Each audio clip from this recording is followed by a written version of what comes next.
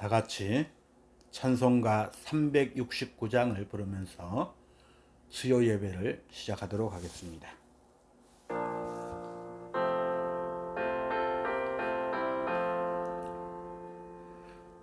죄짐 맡아 누리고 주 어찌 좋은 친군지 걱정 근심 무거운 짐 우리 주께 맡기세. 주께 고함 없는 고로 복을 받지 못하네. 사람들이 어찌하여 아랠 줄을 모를까. 죄악 걱정 모든 괴로움 없는 사람 누군가. 부질없이 낙심 말고 기도 드려 아뢰세. 이런 진실하신 친구 찾아볼 수 있을까. 우리 약함하시오니 어찌하니 아랠까. 근심 걱정 무거운 짐 아니 진짜 누군가. 피난처는 우리 예수 주께 기도드리세. 세상 친구 멸시하고 너를 조롱하여도 예수 품에 안기어서 참된 위로 받겠네. 아멘.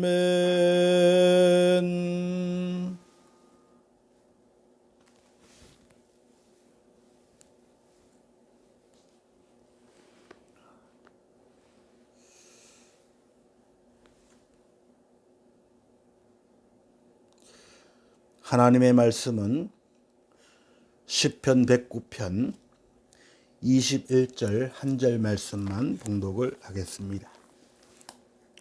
구약성경 885쪽 시편 109편 21절입니다. 제가 봉독해 드릴 때에 살아계신 하나님의 음성으로 들으시기를 바랍니다. 그러나 주 여호와여, 주의 이름으로 말미암아 나를 선대하소서. 주의 인자하심이 선하시오니 나를 건지소서. 아멘. 이것은 하나님의 말씀이십니다. 오늘 109편 전체 1절에서 마지막 절까지 다 읽어야 되는데 요절이 긴 상태로 우리가 한 절 본문의 말씀만 읽었습니다. 이 본시는 다윗이 대적들에게 핍박받을 때에 즉 그 다윗의 인생에서 가장 괴롭고 어두운 시절에 이렇게 하나님 앞에 노래한 시가 바로 오늘 본문의 시입니다. 이런 상황 속에서도 다윗은 하나님께서 잠잠하고 계셨습니다. 어렵고 힘들 때에 찾아와 주셔서 이렇게 하나님이 도와주셔야 되는데 하나님이 잠잠하시니까 다윗은 그럴 때 어떻게 했느냐. 하나님을 찬양했다라는 것입니다. 1절 말씀에 보니까 내가 찬양하는 하나님이여 잠잠하지 마소서. 늘 하나님께 찬양하면서 기도하는 삶을 살았다는 것을 볼 수가 있습니다. 사실 성도들이 가장 힘들어하는 것 중에 하나가 무엇일까요? 그것은 바로 내가 어렵고 힘들 때에 기도할 때에 침묵하는 것입니다. 마찬가지로 이 다윗도 하나님의 길어지는 이 침묵 앞에서 답답하고 또 답답했을 것입니다. 그래서 다윗은 잠잠하지 마소서라고 그렇게 호소를 하고 있는 것입니다. 그러나 그는 한없이 답답해하고만 있지를 아니하였습니다. 오히려 어떻게 하였을까요? 찬양의 자리로 나아갔습니다. 내가 찬양하는 하나님이여. 지금 우리는 어떻습니까? 혹 하나님의 길어지는 그 침묵 때문에 다윗과 같이 답답하지는 아니합니까? 이럴 때일수록 우리는 하나님을 더욱더 찬양할 수 있어야지 됩니다. 힘들고 괴로울 때에, 어두운 그늘 안에서 헤매이고 있을 때에 우리는 거기에서 괴로워만 하고 있을 것이 아니라 하나님을 더욱 찬양할 수 있는 저와 여러분이 되시기를 바랍니다. 다윗의 고통은 점점 더 가중되었습니다. 왜일까요? 그의 대적들이 다윗의 선을 악으로, 또 다윗의 사랑을 미움으로 갚았기 때문이었습니다. 오늘 본문 4절 상반절에 보니까 5절 보니까 그들이 악으로 나의 선을 갚으며 미워함으로 나의 사랑을 갚았다라고 이야기합니다. 즉 다윗은 그들을 사랑하려고 애썼습니다. 그들을 도리어 이 다윗을 대적하였다라는 것이죠. 나는 그 원수들과 같은 미워하는, 자기 자신을 미워하는 사람들을 사랑하려고 했는데 그들은 오히려 대적을 하고 있더라 하는 것입니다. 그래서 4절 상반절 말씀에 보니까 이렇게 고백을 합니다. 나는 사랑하나 그들은 도리어 나를 대적하니 라고 고백을 합니다. 다윗은 이럴 때에 어떻게 했습니까? 다 포기했습니까? 한없이 망연자실하고 있었습니까? 그렇지 않았습니다. 오히려 그는 기도의 자리로 나아갔던 것입니다. 이럴 때에 할 수 있는 것은, 자기가 할 수 있는 일은 기도밖에 없다는 것입니다. 그래서 4절 하반절에 보면은 나는 기도할 뿐이라 라고 말을 합니다. 우리는 나는 사랑을 하는데 그 보답으로 나에게 미움을 주고 대적을 해온다면 얼마나 괴롭겠습니까? 그럴 때에 우리가 할 수 있는 일은 기도하는 일밖에 없다라는 사실입니다. 우리의 경우는 사람들이 우리의 선의를 악으로 갖고 있지는 아니합니까? 우리의 사랑을 받아주기는커녕 오히려 미워하고 대적하고 그렇게 있지는 아니합니까? 이럴 때일수록 우리는 더욱더 기도의 자리로 나아가야 하는 것입니다. 이럴 때에 기도할 수밖에 없다는 것이 우리는 꼭 기억을 해야 됩니다. 그렇다면 이럴 때에 어떻게 우리는 기도해야 될까요? 인생의 가장 괴롭고 어두운 시기에도 구체적으로 하나님 앞에 기도해야 합니다. 오늘 다윗은 오늘 이 어렵고 힘든 상황 속에, 괴로운 시기에 구체적으로 하나님 앞에 기도하였습니다. 그 다윗의 기도를 살펴보면서 우리가 함께 본을 받고 은혜를 나누고자 합니다. 첫째로는 기도의 목적을 점검하면서 기도해야 된다라는 것입니다. 즉 우리가 어떤 목적으로 지금 기도하고 있는지를 살피면서 기도해야 된다라는 것입니다.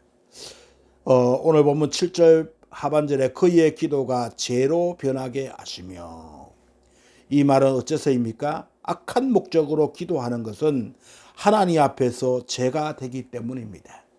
기도하는 목적은 악한 목적으로 기도해서는 아니 되는 것입니다. 내가 나의 마음에 죄악을 품었더라면 주께서 듣지 아니하시리라. 시편 66편 18절은 이렇게 말씀을 하였습니다.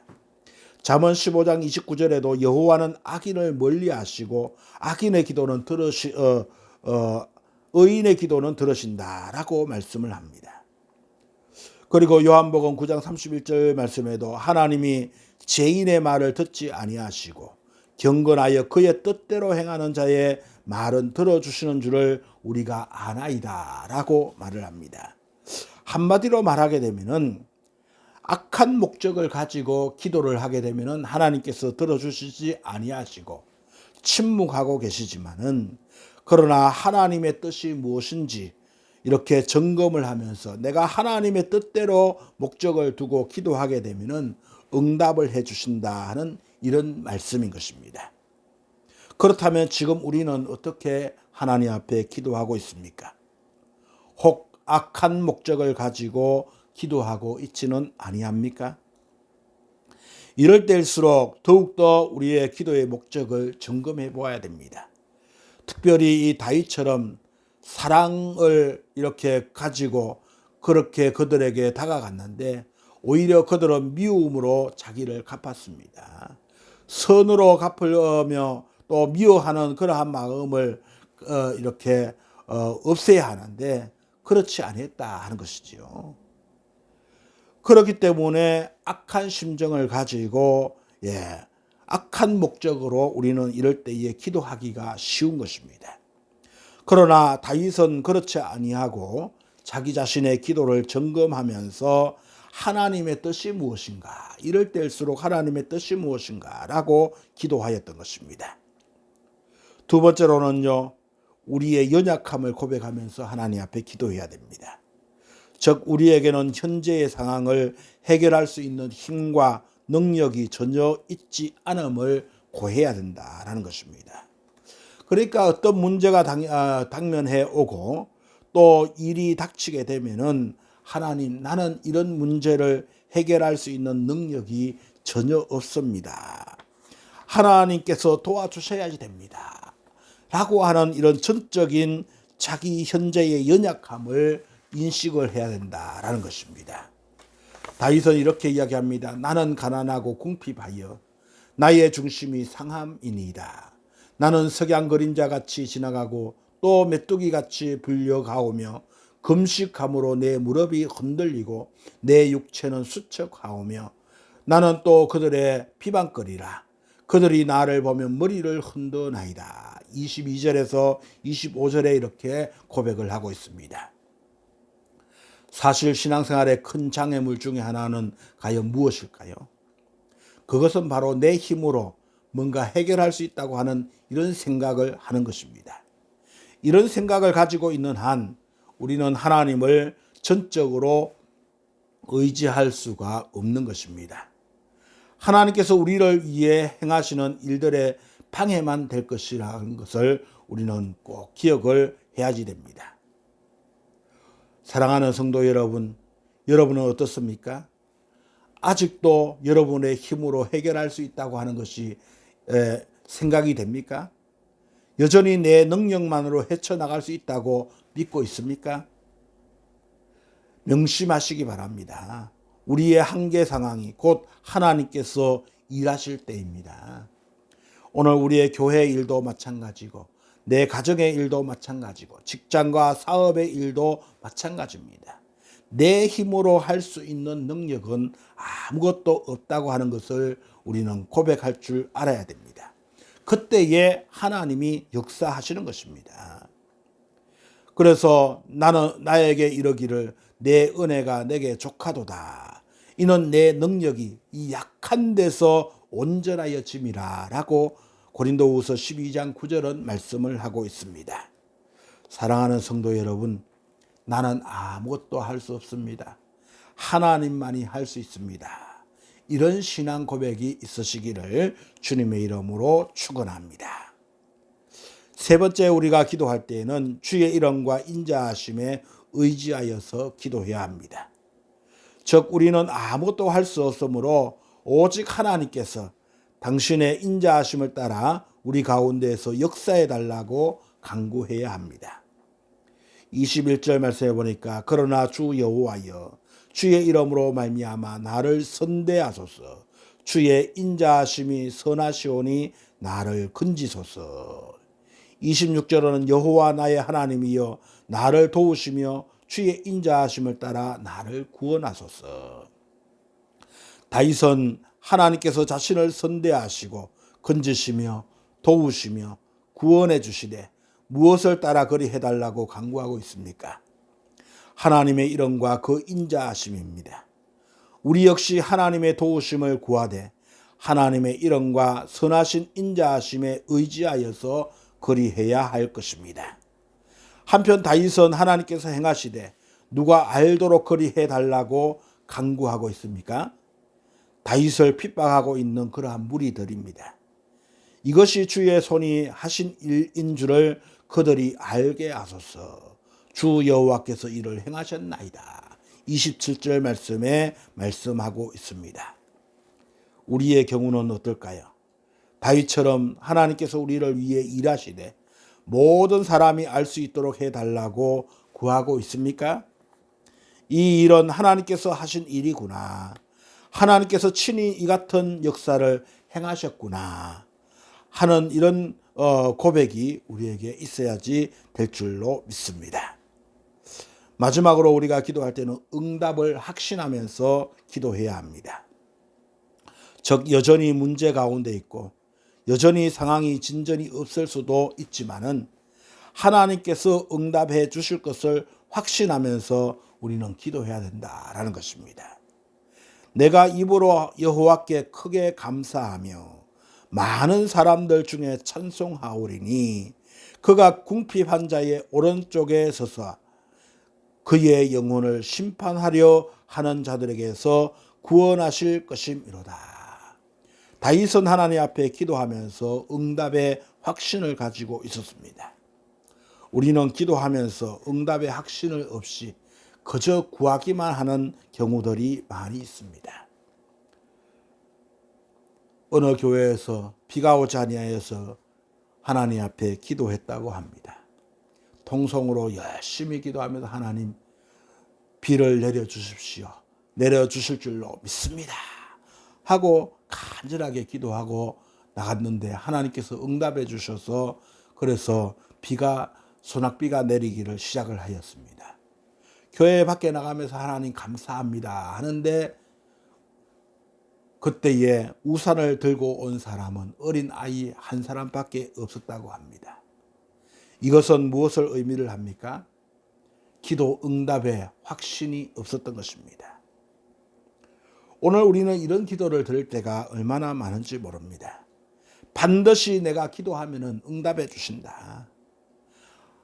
구하라 그리하면 주실 것이요. 찾으라 그러면 찾을 것이다. 두드리라 그러면 열릴 것이다 라고 말씀하지 않았습니까? 이 말씀을 우리는 믿어야 한다라는 것입니다. 지금 문제 가운데 있습니까? 여전히 문제 중에 있고 별 상황에 진전이 없습니까? 그렇다고 할지라도 기도의 자리로 나아가시기를 바랍니다. 하나님께 크게 감사하기 바라고 많은 사람들 중에서 더 크게 찬송할 수 있는 여러분들이 되시기를 바랍니다. 하나님의 응답을 확신하면서 하나님 앞에 기도하는 여러분들이 되시기를 바랍니다. 지금은 기도할 때입니다. 어떠한 어려움과 힘든 일이 있을지라도 괴로워하지 마시고 하나님께 나아가 기도하여서 모든 그 어렵고 힘든 문제를 하나님의 도우심으로 해결해 나가는 귀한 성도가 되시기를 주님의 이름으로 축원합니다. 기도하겠습니다. 하나님 아버지 감사합니다. 우리는 하나님의 뜻대로 살아가고 선하게 살기를 원하고 있지만은 세상은 그것을 이용하여서 우리를 대적할 때가 얼마나 많은지 모릅니다. 그럴 때에 우리는 정말로 얼마나 괴로운지 모릅니다.